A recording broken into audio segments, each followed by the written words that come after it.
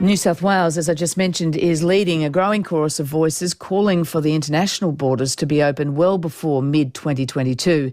The Premier, Gladys Berejiklian, says she'd consider allowing international travel in and out of New South Wales once 5 million residents in that state have received the COVID vaccination. And her Treasurer, Dominic Perrottet, is urging Canberra to link the reopen date to specific vaccination targets. Treasurer, welcome again to RN Breakfast. Morning, Fran. The Prime Minister yesterday recommitted to the mid-2022 timeframe for reopening the border. We heard David Littleproud say they're operating on their best health advice. Your Premier has indicated she wants a more ambitious timeline. When do you think we should be able to safely reopen the international border?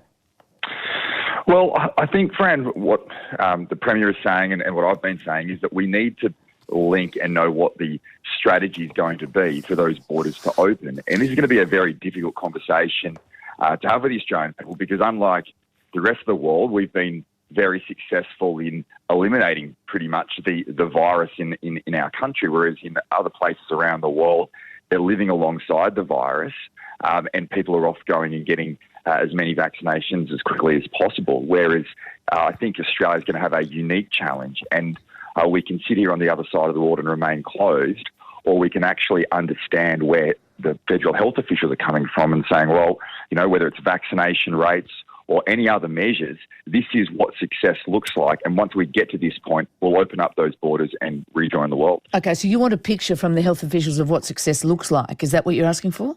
Yeah, absolutely. And the Premier's come out today and said, you know, she should be comfortable if we hit 5 million vaccinations. Yeah. In New South Wales. I think that's incredibly positive. Where did that figure come from, Treasurer? Do you know? Has it come from clinical advice? Is that based on, or? Well, that would be based on the health advice that our Premier is receiving from the Chief Health Medical Officer, Kerry Chan, in New South Wales. And that seems a very reasonable target. And if we have that as a target, then we know what we're working towards. I found sometimes during the last 12 months that we haven't set out goals in terms of, well, once we get to this point, this is what will happen. And if we don't do that, we've already seen last year, when I handed down the New South Wales budget in November last year, we had a target. The advice we were basing our economic assumptions on was that international borders would be opened in the December quarter this year, probably October. Now, that's clearly not going to happen now, but that's okay if we don't meet the target. But at least we know as a country, as a people, what we need to achieve in order for those borders to open. And when you're talking about targets and you're saying we, are you really talking about the federal government? And do you think the federal government is a bit gun-shy of targets now? The Prime Minister's a bit gun-shy of targets, given, you know, the government got really criticised for missing those early vaccination targets. Do you think that's what's going on here? Knowing, in the knowledge, as Newspoll showed us yesterday, that, you know, 73% of Australians support border closures. Yep, and I accept, Fran, if you look over the last 12 months, that border lockdowns have been incredibly popular with the Australian people, but we're not in politics to simply follow public opinion. We're here to lead, and ultimately our the better judgment is not the judgment of a Newspoll or a focus group. The better judgment is making some tough decisions and bringing the Australian people with us. And so I would say what's more important is in 10 years' time, people look back and say, well, based on the evidence you had in front of you, you took the right approach. And we can measure case numbers every single day.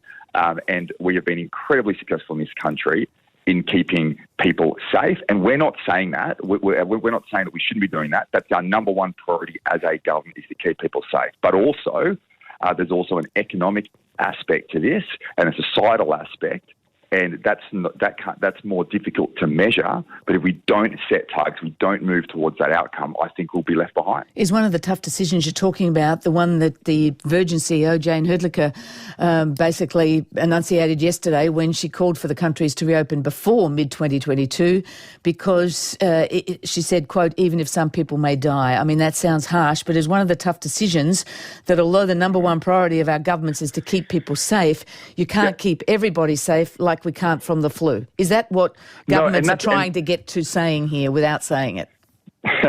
Well, it's not an easy thing to say, Fran. And I think if we look at the comments the Virgin CEO made, she did say that we will have probably less people dying from the flu in the future. But I think if you ask the average person, many people probably think right across the country now, firstly, that once we receive a vaccination, we won't get COVID. Well, that's untrue. It reduces symptoms. And the we're kind of victim of our own success here because unlike other countries who have COVID in the community, they've got a choice, receiving a vaccination or potentially going out to the community and getting COVID. So I think you'll see, and we are seeing, that the vaccination rates overseas in certain countries are higher. Now, here in Australia and probably New Zealand, we're probably two of the few countries, a handful of countries that will be opening the borders at some stage. Okay. We'll be opening the borders at some stage and COVID will come in. And obviously, I think having a scenario where we've reached a target, we're having a certain amount of people vaccinated, then that should give confidence to the Australian people that we can open up to the rest of the world. So, Treasurer, a couple of quick questions. How long will it take New South Wales to vaccinate 5 million adults? Well, so far to date, we've had around 900,000 vaccinations in New South Wales. Now, we want to work very closely with the federal government. We've said from the outset, we don't want to make this about dollars and cents. We've opened up a new vaccination hub here that's been... So do you have a timeline? Well, as quickly as possible. I'd like to know, and obviously getting access to as much of the vaccine as possible is crucial. But the main thing to know as well, this is how many people we will need as a nation to be vaccinated, and then let's work between the states and the Commonwealth to get that done as quickly as possible. There were blockages early on. It was slow early on. That clearly frustrated your Premier.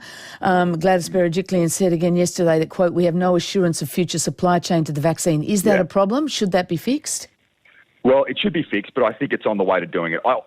Yes, I think we're all frustrated early on, but I don't think that's a unique experience. This is something that probably starts slow and ramps up over time. I heard David Littleproud on one thing I agreed with him was that you want to make sure that the public have confidence, and I think that is happening.